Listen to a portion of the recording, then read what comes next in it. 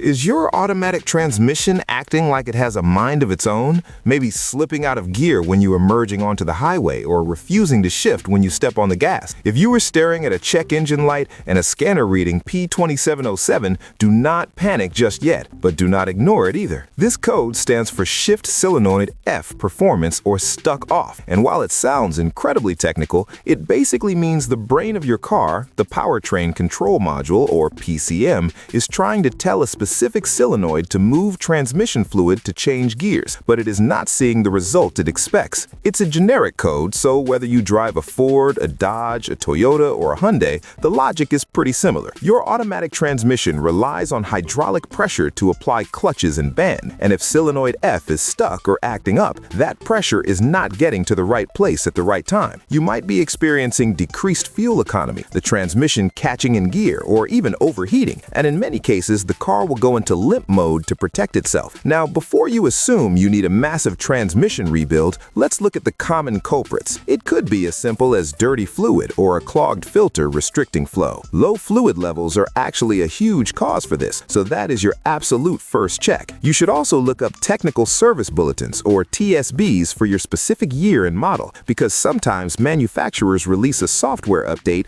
or a specific fix that saves you hours of guessing. If the fluid is good, you are going to need to get under there and inspect the wiring going to the transmission. Look for rub marks, burn spots, or loose pins in the connectors. If you are handy with a digital multimeter, you can check the resistance of the solenoid against the factory specs. If the circuit is open or shorted, you have found your problem. Don't just ignore this code, because it starts as a moderate issue but can quickly ruin your transmission if that slipping continues.